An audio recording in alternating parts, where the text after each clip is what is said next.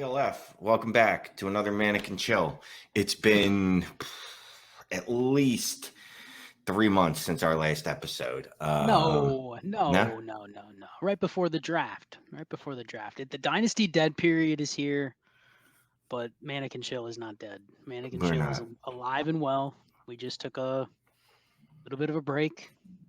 But yeah, no, it has not been 3 months. What are you talking about? I'm not good with math. I think anyone that 2 watches months. this 2 knows. months. I don't even think it's been 2 months. I think it's been like a Yeah, it month. hasn't been. We did that like Q&A show that turned into just you and I bantering, Yeah. and we answered like 2 questions and they were at the very end. But yeah, it Yeah. hasn't been 2 months. Yeah, it's been like 6 weeks. Come on, give us a break. So, so apologies to any Mannequin Chill fans. Just blame Addison Hayes. It's his fault because he told us to stop recording so much content because it was so good that it was making others look bad. I'm a team player, so I'm going to do, whatever's best for the team, and I don't want to hurt the team. So, we got to keep it tight tonight, Scott. We've got some, what do you call those things? Things to do after this. Other engagements. Engagements. Yes, we have engagements. And I'm going to ask you the questions because you're the smart one. And I think people come just to look at me and go, he's pretty, but they want to hear what you have to say.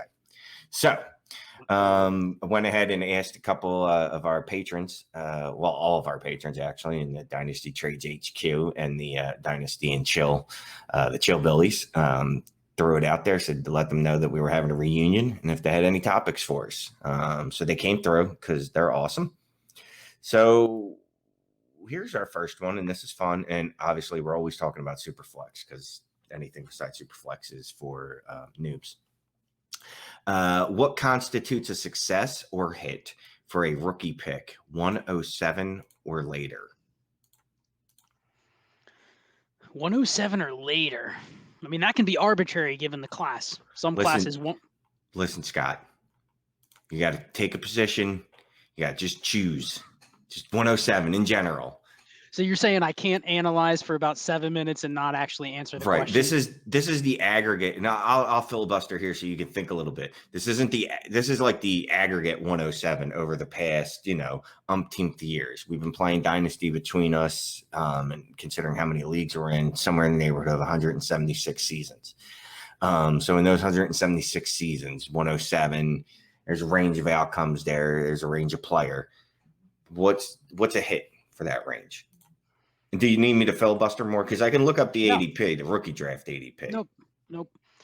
I mean, gut feel, I can go back and look at the 107s in most classes, and it's probably a range where you're just praying that a specific player falls to you. Maybe it's a running back, maybe it's a quarterback, whatnot. Everyone knows I would say if it's a wide receiver, it's probably not a great pick. Here's what I would say. This is going to be kind of a cop-out answer, but it's not. Do you feel that you couldn't have got anything more for that pick? That's the first thing.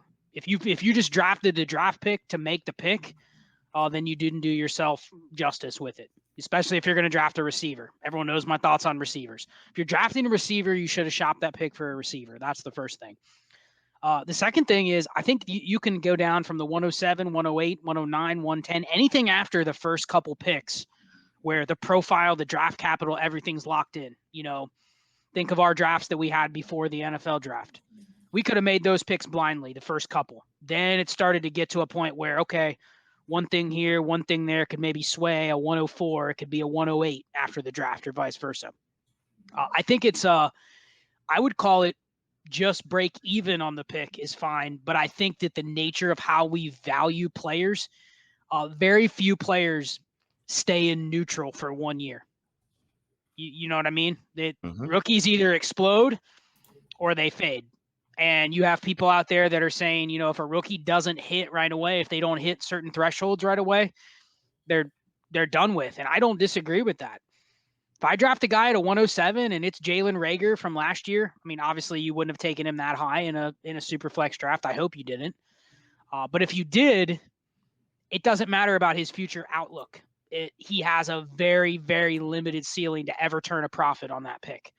So I actually think you want to look on a player. I don't even care about what you think the pure upside is. I think you have to acknowledge that you want to pick a player that's going to gain value. Because the idea would be I can turn that 107 into something where I have maybe a better buffet to shop at next year, or not shop at, eat at. I have options with that pick. You know what I mean? That's what I'm looking for with the rookie pick, and nothing less. You know, if I miss on a rookie pick and I lose any value, I can't even flip them for a late first the next year. To me, that's a loss. So I'm looking for just a profit. So I think that kind of gets into what types of players you'd pick at the 107 and why maybe you'd pick certain positions over others. You go leverage over maybe player value or player profile. Yeah. So like Hence, you're don't saying, pick a receiver. yeah, basically don't pick a receiver. Right, don't pick a receiver. Don't pick a tight end unless somehow Kyle Pitts fell there this year. It should be quarterback or running back. And I just wanted to give this conversation a little color, and it's actually a player that I've been trashing. I wouldn't say trashing, but I definitely feel he's overpriced. But you know who the 107 was last year? The 107 DLF last rookie year. mock drafts, of course. Superflex 107 last year. I'm guessing it was probably a running back. It was probably Cam Akers. You are correct, sir. You are correct. Do you know what you could trade Cam Akers for right now? This year, definitely. I think that's a great example. I love that you brought that up because this year, you might not even be able to get the 102, 103, 104 for Cam Akers this year, depending on how your league values the quarterbacks and Pitts. But the idea is Cam Akers could have got you into striking distance for those guys. You could have brought him to the table and said, hey, I need Trey Lance, or hey, I need Justin Fields, or hey, I want Kyle Pitts. I think that gets you to the table, whereas the 107 pick itself doesn't. So yeah, I think that's the prototypical pick. You want to hit on a guy that has a ramp to go up the next year. So I'm just looking at the one trade, and it's funny because apparently the rookie draft hasn't happened yet. It was just made yesterday. Looking on the DLF Trade Finder because I am I'm a company man, and this gentleman traded Cam Akers for the 102, the 308, J.D. McKissick, and Corey Davis.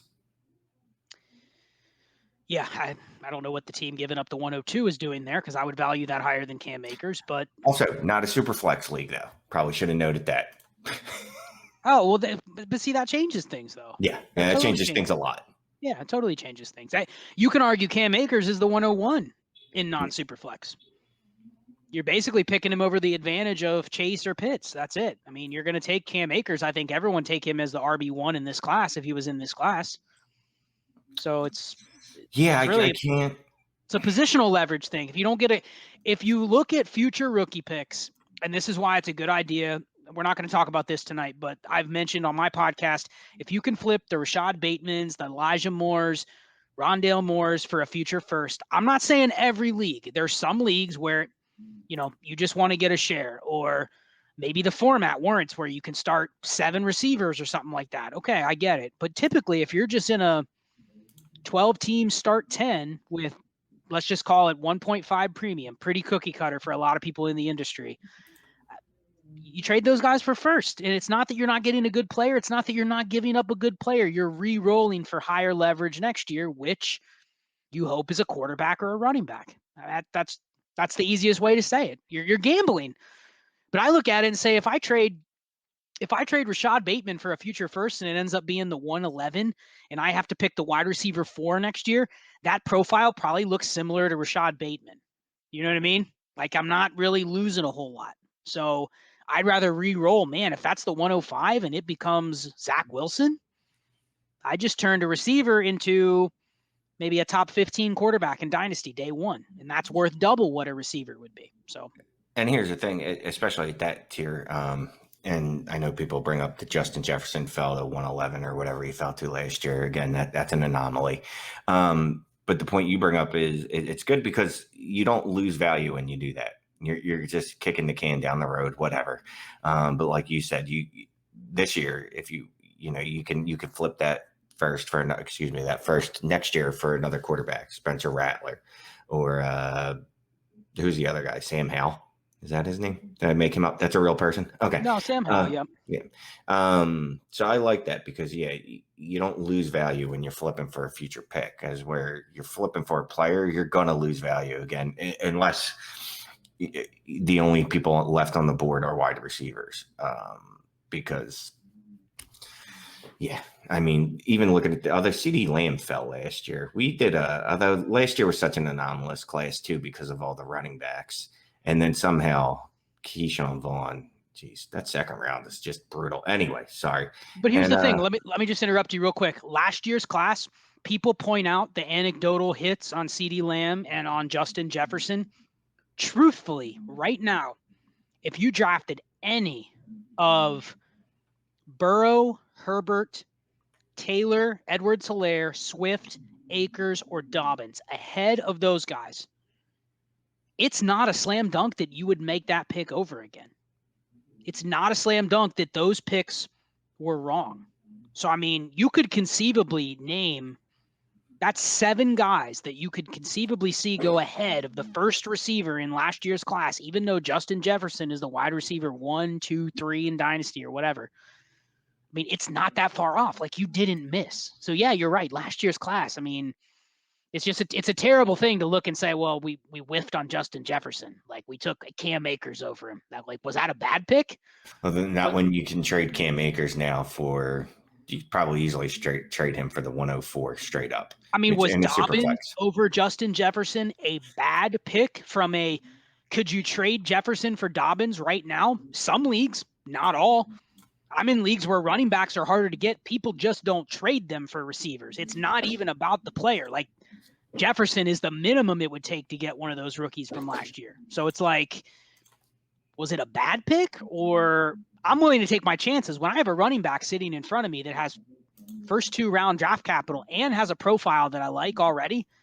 Like, I don't care if it's Jamar Chase. Like, it's really hard to pass up the receivers unless you can sell yourself that receiver is just going to triple in value. And then he's going to be a guy I can trade for 3 firsts. And that's just not the way Dynasty's trending right now. I mean, No, and looking at the receivers picked in the second, maybe not at that level, but you had T. Higgins, Brandon Ayuk, and Laviska Shenault, who are all extremely valuable still. So you still would have been better off drafting a running back there or trading back for more value and then drafting a wide receiver later. but doesn't it feel like those receivers are the guys you pick when you want a safe pick, when you want a guy that you know the community already likes, has draft capital, has a good profile? But did you really ever draft Laviska Shenault or Brandon Ayuk, especially expecting a more than what you got? No, and that's why everywhere I got Ayuk, it was in the second round. And it Right. was, well, he's got first round draft capital. I was never excited about him. It was never like, hey, I got Ayuk, not like CD Lamb. But, it was fine. But yeah, if you could have gotten, but back to your J.K. Dobbins point, it's hard to look at making any of those picks that you made last year in front of Justin Jefferson or CD Lamb and going, unless, of course, you drafted Jerry Jeudy and Jalen Reagor and going, oh, I should have went, the other way. I should have really drafted the wide receiver. I tried to trade CD Lamb for quarterbacks now in Superflex leagues straight up because I know he's the wide receiver 3 or 4 or whatever. Not a bite, not for a good one. He can get me Matt Stafford. He can get me, someone maybe a little better than that, Kirk Cousins even, but he's not going to get me any quarterbacks in the top 8, not by himself, nor should he. Whereas probably 3-4 years ago, definitely a wide receiver would have been able to pull a quarterback, no problem, even in Superflex, and it's in infancy back then, I guess that's what you call it.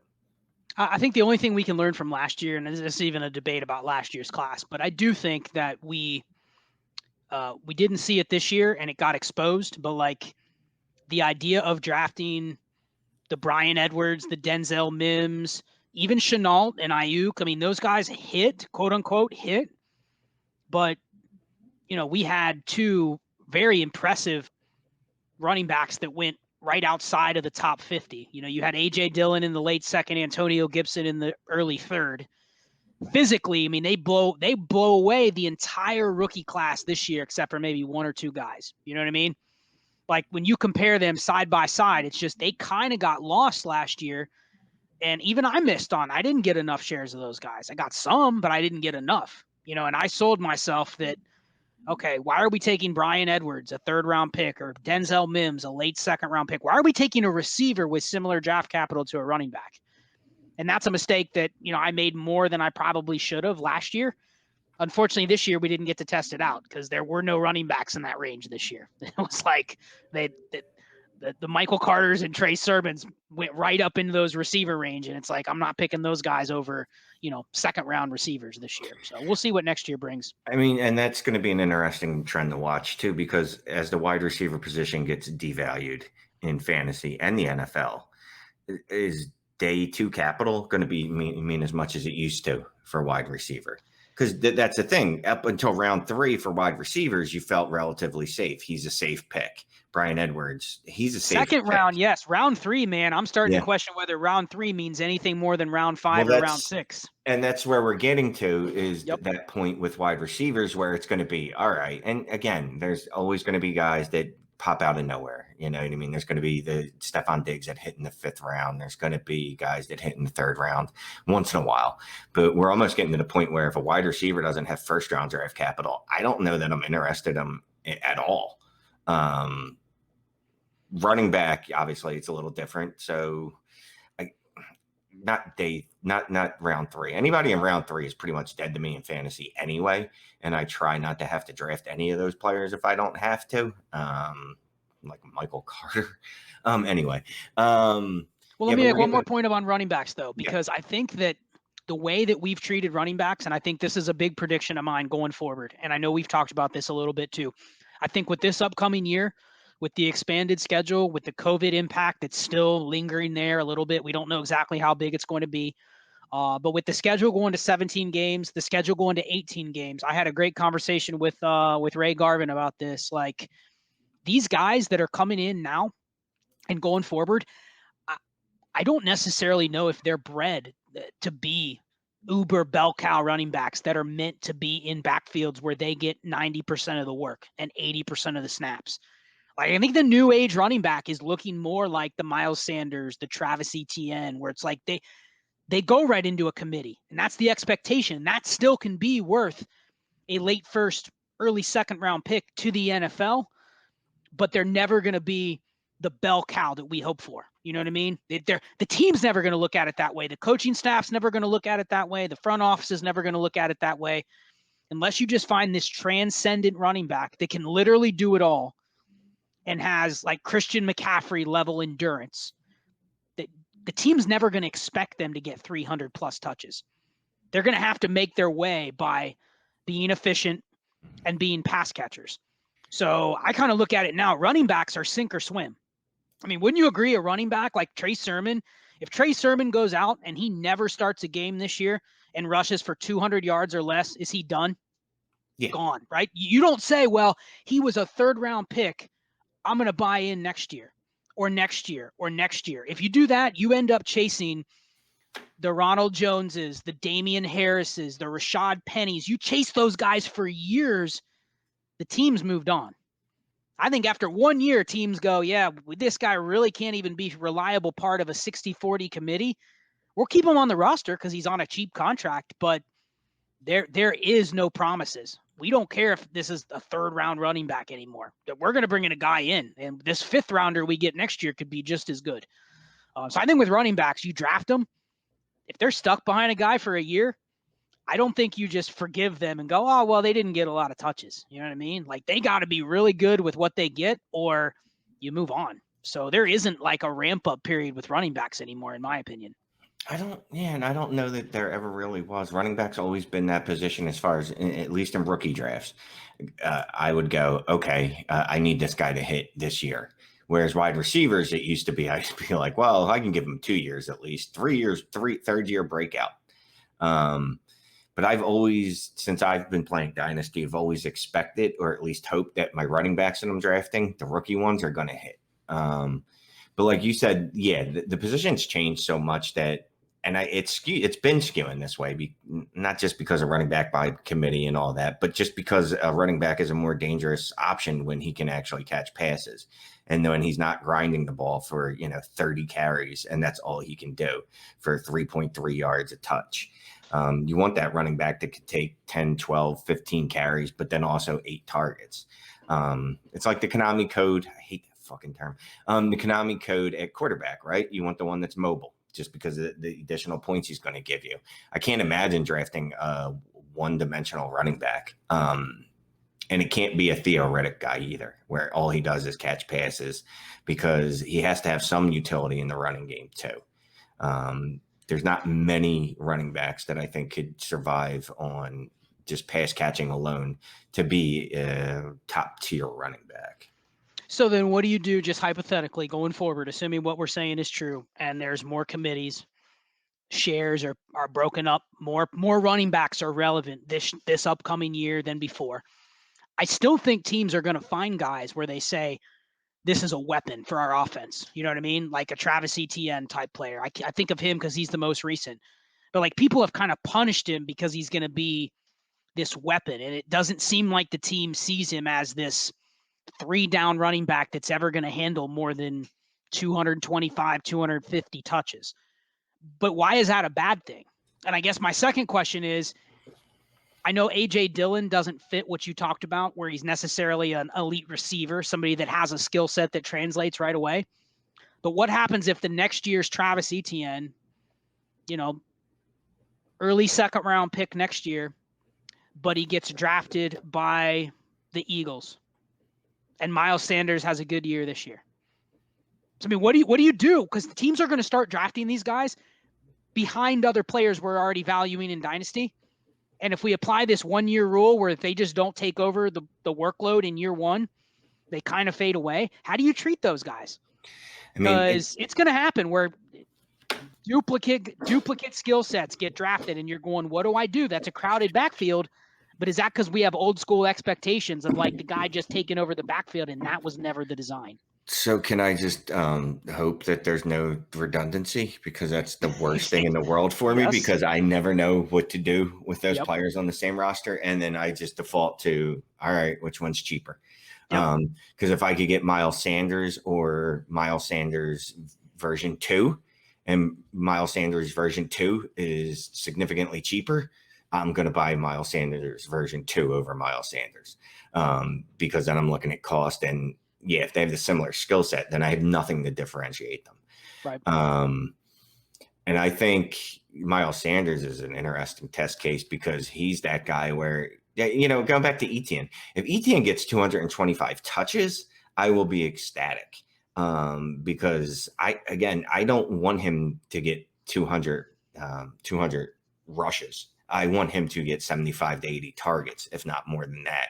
If he can get 60 to 70 receptions, then we're living in heaven. I don't care if he only gets 150 rushing attempts. You know who the perfect back of the future is that's playing right now? The more I talk about it, and he was a UDFA, which is hilarious. Austin Eckler is what you want. They're never going to give him 30 carries, but they'll give him 10 to 12, and he's going to see a good amount of targets in the passing attack. I like that. So, yeah, I think Austin Eckler is if there's an Austin Eckler type player with draft capital, that's a guy that we need to be all over. I think it's Aaron Jones, honestly. I think he is Jones, yeah. You're he right. Is doesn't it always feel like his workload had to be balanced? It had to be limited, but the team, that's one of those, we're going to look back on Aaron Jones's career and say the Green Bay Packers played it brilliantly. They literally got everything they could have out of him. They didn't overwork him. He was a guy that had injury issues, but has avoided major injuries where he's out, 8 weeks, 12 weeks at a time. But it seems like they've always operated on that fine line of giving him just enough touches, but he gets a lot of receptions. He gets a lot of targets. I don't care about his snaps. And guess what? They still let him close around the goal line, regardless of how big he is. We'll see if that works this year. But he still had multiple years with double-figure touchdowns. So I'll take that. If that's Etienne, he can get there 225 touches. Whereas I think the consensus, if you told people Travis Etienne will never get more than 225 touches in his career, people would say he's a bust just based on math. And I'm with you. I want him to be used. I want him to find that efficient sweet spot where they use him that way for 4 years. I think that's what's best for their careers. We can't be still living in a world where people think that rushing attempts are as valuable as targets, right? And I understand you don't want them being one-dimensional. You don't want them to get 110 targets and 50 rushing attempts. I think it's a mix. You need rushing attempts in certain areas, right? If all you are is targets, then you're Theo Riddick or Jalen Richard, like you said. If it's you're off the field whenever there's a crucial play or a play in the red zone or anything inside the 10, I don't care if you catch 80 passes. The best thing I'm getting is Tariq Cohen or J.D. McKissick. Right. And I'm not banking on those guys from year to year. But if you're only going to say, if they're going to give ETN just half the red zone touches, then he's going to be profitable as long as he has that receiving floor that you're talking about. So I think it does have to be there has to be a push and pull. It can't just be all receptions and it can't just be all goal line work, but you don't need to have 100% of both. You just need a good mix. And then everything else, who cares? I don't care about the in between the 20s carries. 1 carry, 6 yards. Who cares? That's 0.6 points. It gives me nothing. No, yeah, you're exactly right. We need the guy that they're going to use in the red zone, and beyond fantasy, but it plays into fantasy. That's what an NFL team wants too, because they don't want the player being so one-dimensional. Again, Theo Riddick, Jalen Richard, Devontae Booker last year, where the only time they're on the field, they know, all right, well, he's getting a target, and he's never going to get a red zone attempt, like just never, like. You have a better chance of getting a red zone attempt than him. And NFL teams aren't stupid. They know what's happening with personnel that's on the field. So no, that's a great point. Any other running backs that fall into that category for you? So we got Austin Eckler, I think, and Aaron Jones. Aaron Jones is so efficient that he's almost unfair. I think Kamara and Eckler are similar to where their rushing attempts never exceed 175, 180. I mean, that's going to be their peak. The game plan is 10 or less carries for Kamara, but you also expect him to get 6 to 8 catches a game. So it's like that he's going to get to his 18 to 20 touches regardless. But I think Aaron Jones he's the perfect blend because it feels like he always could have gotten more work. Like it feels like he's a poor man's like Dalvin Cook, where he's probably close to as good as Dalvin Cook, but if they would have put Dalvin Cook's workload on Aaron Jones, I'm not sure he would have been as good as he has been.